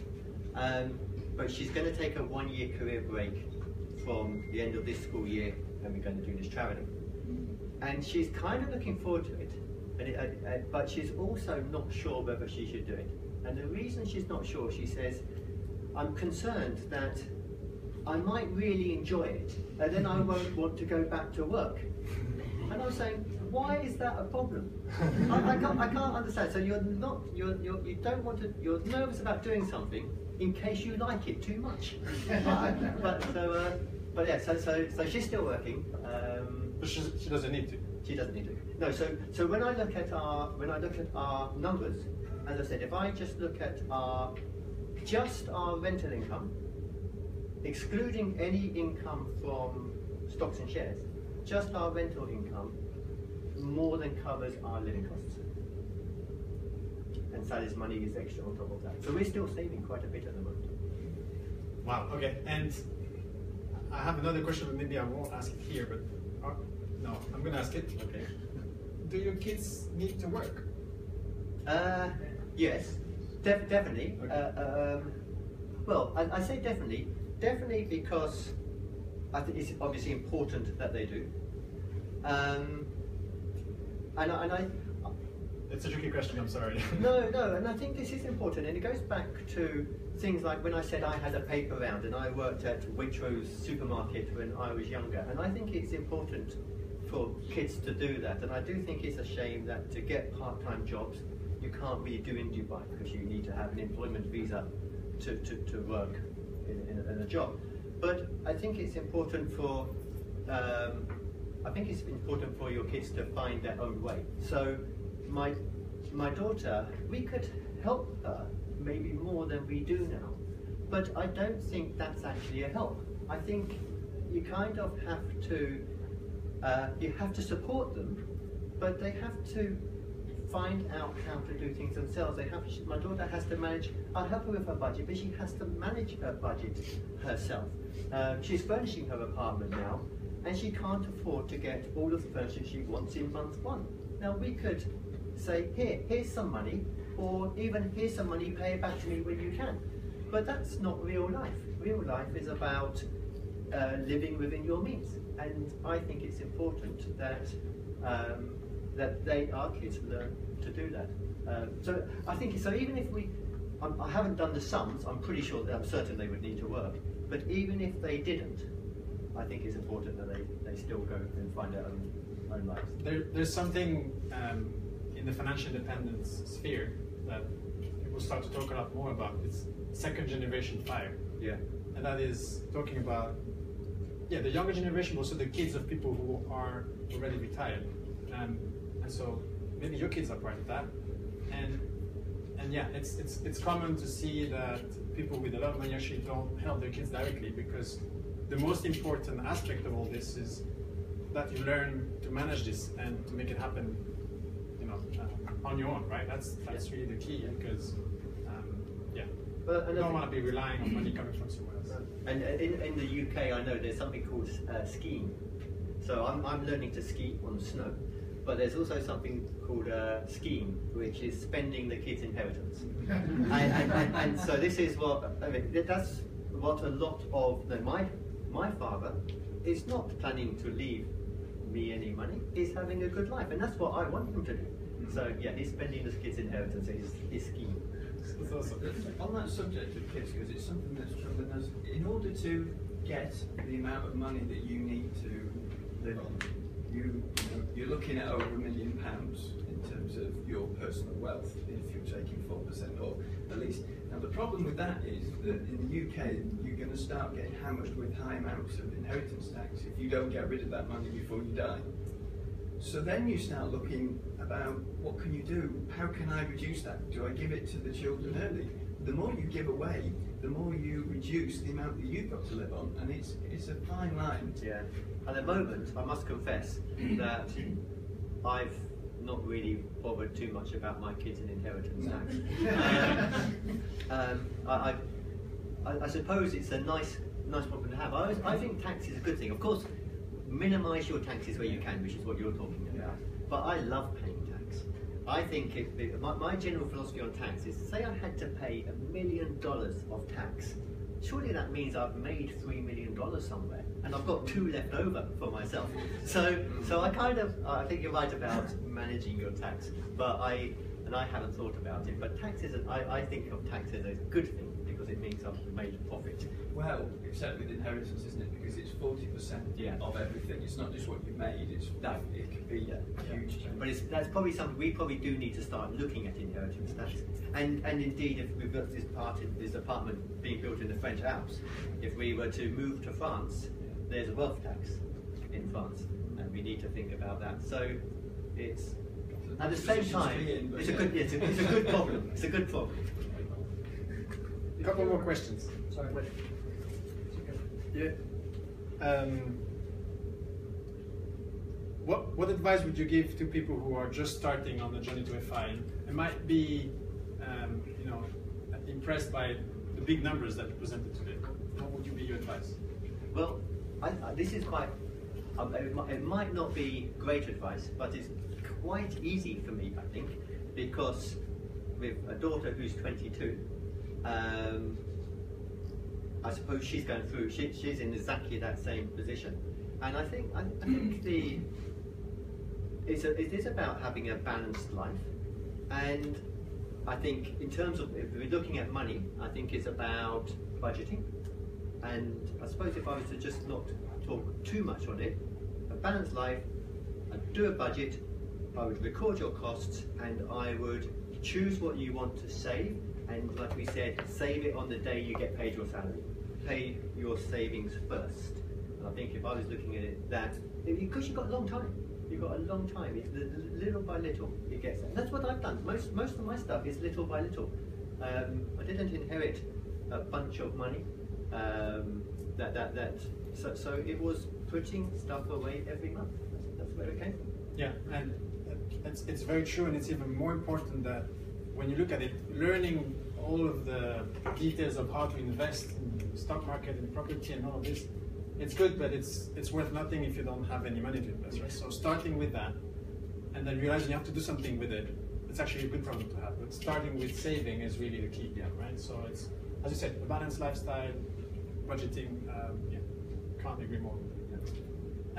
Last question, what's your favorite blog or podcast, or where do you get your inspiration from?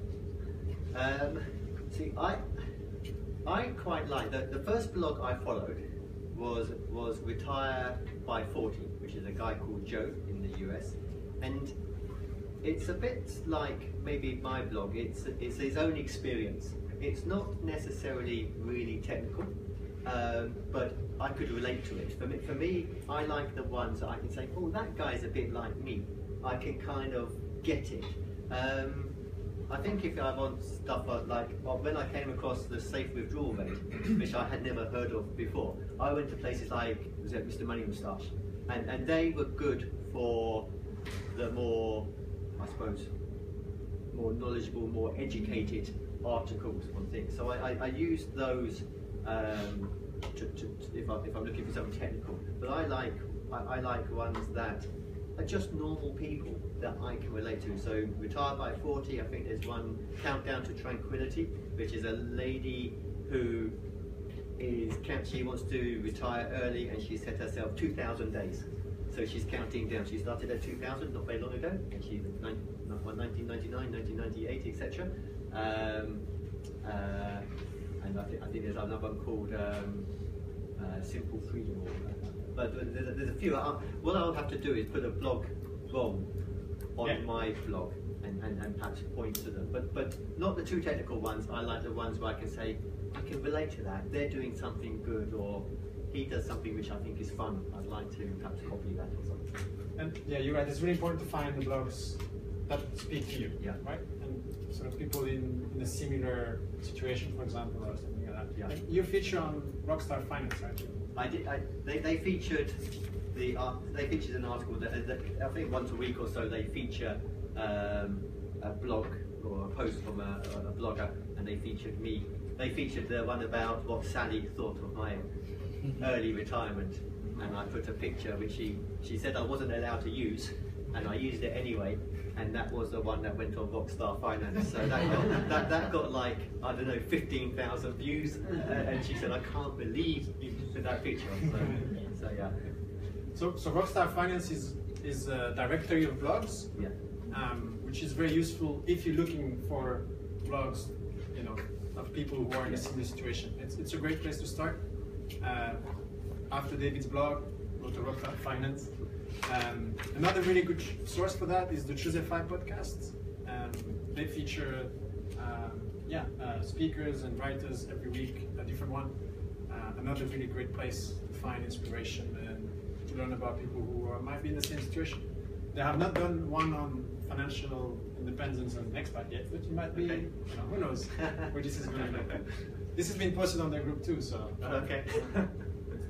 So they might be in touch for that. I think that's all from my side. I'm almost done. So as I said at the beginning, we have more events coming on SimplyFI.org. You can see that. We are going to move on to question and answers. But if you're done with if this is enough for you, please feel free to go. I'm just concluding now so that people can stay. We have about half hour for the question and answers. Thanks for coming today, and see you next time hopefully. Yeah. So who was? Yeah, that's good. I like that.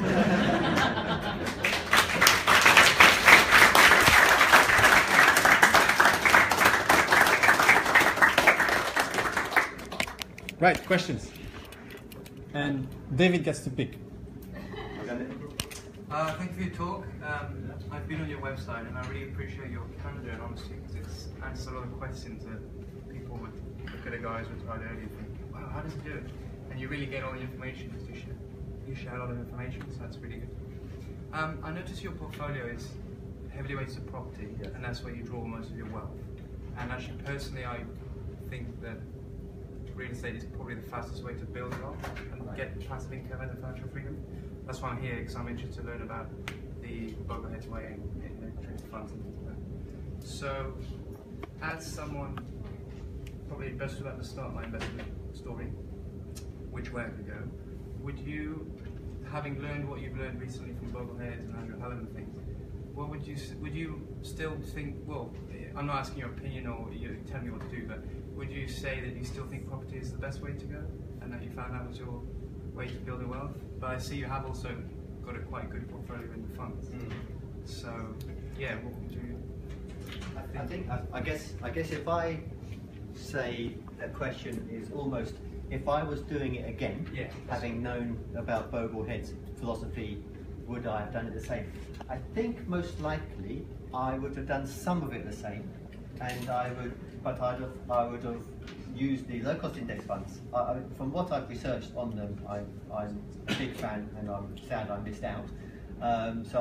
And I would have some property, but I suspect instead of being 70% odd in property and 30% in the, so I'm going to go to the low-cost index funds, I suspect I might have been closer to the other way round. So probably 70% index funds, 30% property. If that was the case, then I would have in my index funds, I would then be clearer on the shares and the bonds kind of thing. That would be easier thought process. It'd be interesting to see what, if you did that backdated, and took the money the other way, which would have been Yeah. better return the property versus the funds. Because I'm in that kind of thing. One part of me thinks, why not just move the whole lot into ETFs? Yeah. But once you're committed, it's very hard to undo with property. One of the reasons why, and you asked about tax earlier, one of the reasons why it wouldn't make sense probably for me to move out of property is I have got gains in property, although that wasn't the purpose. Like the property purchases are for rental income, but there are capital gains as well. So if I sold them, I'd have tax on those capital gains.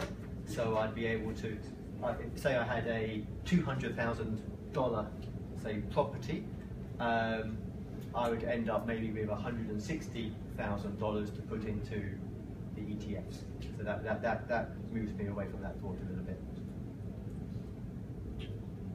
Well, I was going to ask. I was quite interested in more around the goals you set for yourself. Now that you're retired, how did you decide on these are the things you want to do with your spare time? I was kind of thinking, is it something to do with your values? Is it something to do with just, I mean, did you stumble upon these things? I mean, how did you decide that this is how I'm going to manage my time? The things such as, I mean, I suppose I'm trying to think of what I do, but I suppose the things I enjoy the cycling, I enjoy running, and I got into those before I stopped working, but not that long ago, in fact. I used to be a lot larger than I am now. So I've continued those, but I now can do some of those during the day. The blogging was, I suppose I came to that because I thought that there wasn't much information out there. It turns out that if you just type the word blog after your Google search, there's loads. But I thought there was not so much, so I decided to do that. The traveling is, so the traveling is going to take us a lot of time at the end of this year. It takes a lot of time to arrange. I'm really quite scared and nervous of the traveling. I've been to lots of different countries for work, but I go from the hotel to the office to the airport, and I would say I've been to places, but I've not really explored them. So I'm quite nervous about the traveling, and that's something I've come up because I've got the opportunity, and I think it's going to challenge me. I'm a bit nervous, a bit scared of it, and so that's something where I'm deliberately choosing something that I think is challenging and is going to put me out of my comfort zone. And when Sebastian asked me if I would do this today, I think my response to him initially was, I don't really feel comfortable doing it, but that's the point of life, I think. If you just live life in your comfort zone, it's not very exciting. So whilst I might not feel very comfortable doing this, I think it's good to challenge myself. You guys might have it at work. I have to replace that. So some of it I do think through and say, what would be good, what would be challenging for me. But most of it's just what I fancy doing and think would be good fun.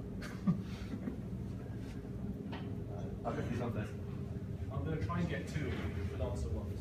Okay. I've got So the first one is your journey took you around the world, right? Yes. So Jamaica, etc. Did you have the same kinds of educational costs for your children in all of those areas? So that's my first one. Okay. And if you're willing, the second one, your UK property portfolio, did you build it in the UK or did you build it after you moved around? Okay. We were fortunate in our education in that I was always on a package that included education, and I think that's becoming more and more rare, and that's making to some extent I was a bit fortunate when I was in Dubai during some good years, and when packages were perhaps included education, which is less common now. But having said that, as I explained earlier, I could have retired after just about 3 or 4 years in Dubai. In terms of the second property portfolio, I guess the idea of it came because we had property in UK, which was our house, our family home. And then when we got posted to the Caribbean or to Hong Kong or to here, we rented out our family home. So that was where it kind of started, but the bigger property purchases were after we were here, and they were after we were let down, mostly by making those poor financial advisor decisions, which is where we said, I'm too scared to touch those financial advisors now. We went to property because we understood it, and that was largely because we didn't understand the index funds that were available to us as well at that time. The one other thing quickly on property, which I thought which may be useful, one of our family homes was not good from a renting point of view. It was a lovely 100-and-something-year-old property, but the amount of return we got from it wasn't very good. So we sold that, and with the money that we got for that, we bought a small property in UK, and we used it for the deposit on the property we bought here in Dubai.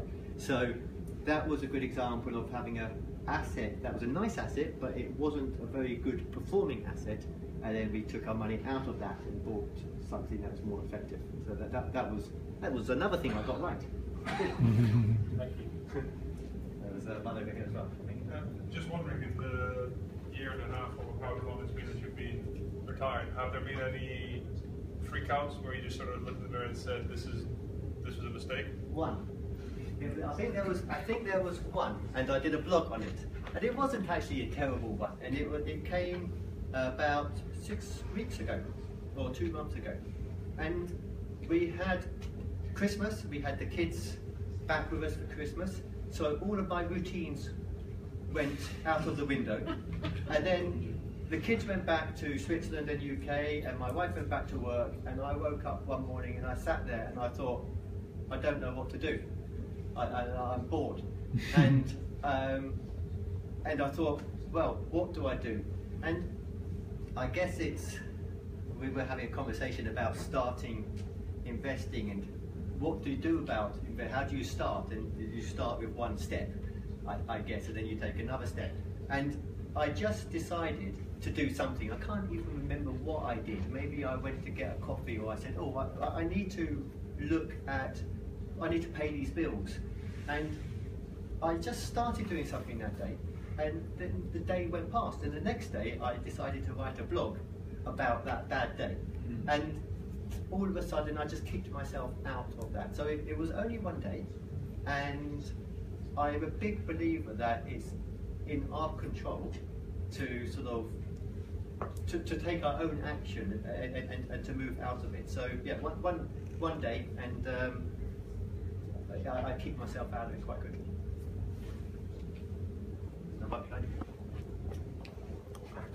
I just want to ask, now that you're not covered by a company, how do you make sure that you are covered in terms of medical care? What kind of insurance do you use, and what are your plans once your wife's salary is not working anymore?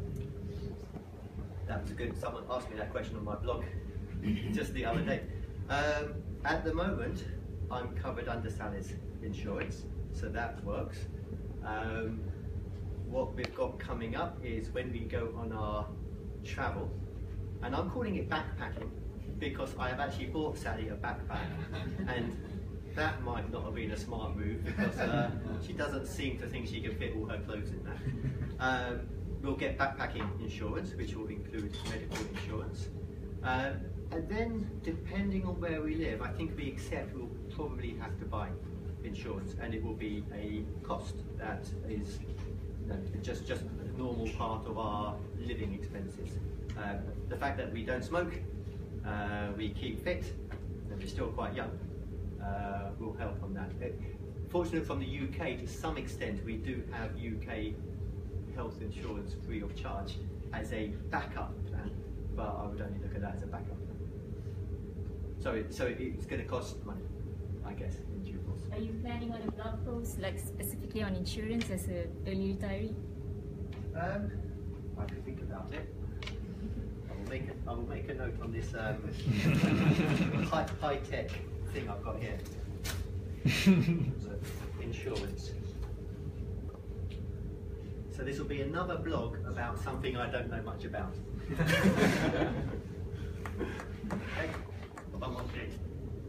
So I wanted to know, when you picked those properties, it was particularly in mind that this is the kind of return I want, 10%, 15% on the rental fund, because most parts of the world you just get 2 to 3%. Yeah. So. We don't get fantastic returns. You're going to say this is going to sound familiar. Our first properties are in the town we're from. So we bought the properties because we knew them. What we did do is we chose certain properties. So we've bought 2-bedroom properties and generally houses with a little garden, because that's what people in UK like. 1-bedrooms, people don't stay in long, you get a high turnover. 3 and 4 bedrooms, the amount of return you get for the cost of the property is less. So 2-bedroom properties was the sweet spot for us. That was, if you like, the foundation.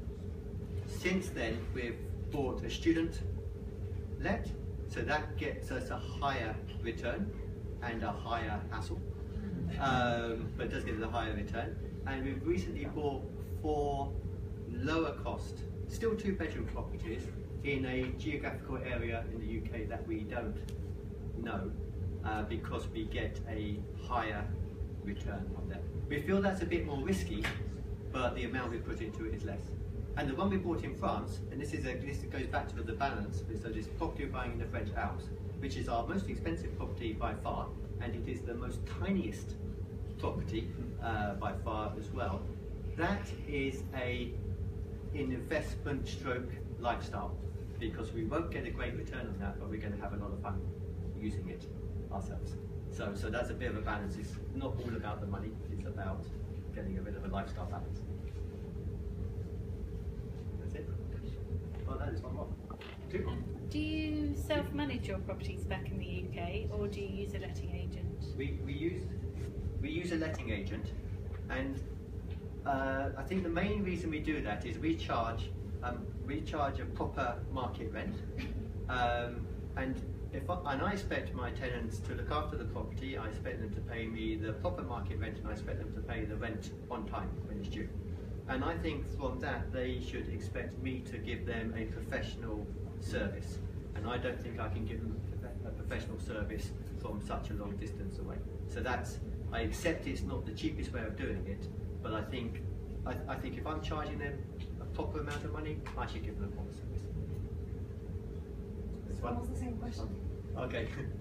Just in terms of on your UK property portfolio, when you were purchasing those properties, how did you finance the purchases? Was it cash, or where you said you did use mortgages? Were those mortgages issued from the UAE, or were they issued from UK banks? We started, the first properties were with mortgages, and they were with, I think we had they were all from the UAE, from the UK, they're all from the UK.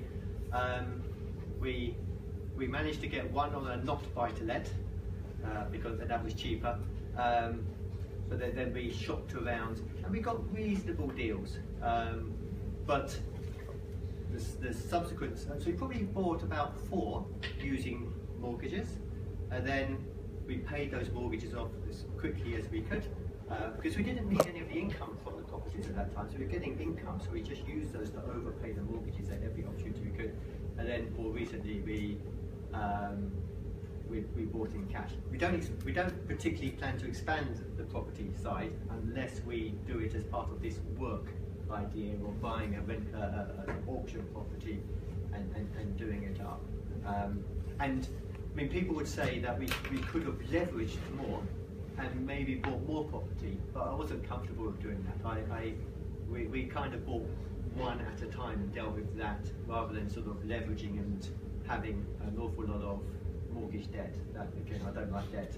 Just didn't feel right or comfortable to me. These property advisors, the likes of Property Hub and places like that, they would argue the other way, wouldn't they? They would say that, you know, you're better off to leverage the money to release equity and everything else. There's a lot about, I think, about feeling comfortable with what you've done, rather than living with this massive amount of debt, even though the money's growing faster. I think the acid test is how well do you sleep at night. If you sleep at night, that's great. If it's keeping you awake at night, you're not doing the right thing for some reason. I guess that's assuming you have some sort of awareness about your current financial situation. Yes. Ignorance is bliss sometimes. Another one. Dubai property, they provide good returns, ROI, I mean, in terms of rental income. Have you considered investing in Dubai more? We did have a property in Dubai, so we bought it in the Meadows, but we did that because we had a housing allowance, and we were taking our housing allowance and paying it to a landlord who was buying a property with my money. So I decided that I didn't want him to buy a property with my money. I decided in that case, why didn't I buy a property with my money? And we bought it, and as I said, it was a roller coaster ride. Overall, it worked out very well. And I have since, when I had this spare money, if you like, that I was scared of investing in the stock market, and it sat there not making the 26% that it should have made. And when I was trying to think of what to do, I thought, should I buy a small apartment, as you say? And I thought of the reasons why I didn't. And I was looking at how many new builds there were. I was looking at, my property in the Meadows was beautiful, but I was looking that, I suppose, to some extent, there was a fashion for new and shiny properties. So once your property becomes 10 years old, does it become less attractive to new buyers? What I was also thinking, what if it's an apartment, what if the apartment owner doesn't maintain the building well? You might maintain your apartment fantastically, but what if they don't maintain the building well? So there was a number of things that I suppose led to me deciding to sell our property. And although I did think about it, I always decided that I wasn't happy to go back into the Dubai property market. There were too many question marks. And it's still a relatively immature market, which of course is good, in that means there's opportunity, but there's also risk, I guess, in the market as well. There's some legislative issues as well, because if you, let's say, buy an apartment, you don't actually own any land. Yes. And it seems the only place where it's clear that you actually own the land is if you buy a villa instead of an apartment. So there are some issues there from what I understand. And I suppose my feeling was, if it's still a young country, and you don't know how the legislation will develop for either of those. So we did fantastically well out of the Dubai property, but I think we just decided, done well, let's take that and keep that as the good experience, let's not risk it going on to that bad experience slide. So we quit while we were ahead. That's it. One more. If there's one thing that you did in your past that you contribute to your success now, what would that be? I'm going to give you two things, I think. I think the Dubai property gave us the biggest amount of money. So that made a big difference to us. And that probably changed my mindset. Once we got the cash from that, then I realised we had perhaps a chance of doing something a bit different. The second thing is really boring. And I have arguments with my friend. I really worked hard. Sally's worked hard. During our whole life, we've worked hard. And my friend says, "Oh, you're stupid. You shouldn't work hard all the time. You should work smart." And okay, I'm sure that's correct. But I think hard work. I think, you know, if you work hard, my promotions at work were because I worked hard. I did my best. I'm conscientious. I think that kind of attitude is probably the most important thing of all. So it's not really an investing thing, But and that's what we try and instill in our children. Do things the right way, and I'm sure it is.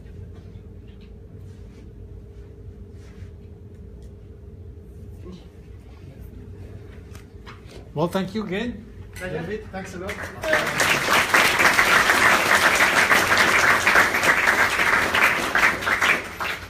So you said you were traveling for a few weeks, and then coming back here, yes. And then off again for how long? You said? I'm traveling for 4 weeks in April, then I'm back for 2 months, and then we travel for 4 months. And then? And then we come back for 1 week, and then we go to France for 3 months. Okay, and during that 1 week, yes. Would you mind coming back and telling us more about the travels? I'll try to be brave, and I'd love to. Yes. Awesome, thank you. So, when is that week? We'll put it. I'll send you a message. Okay. Okay, thank you, everyone.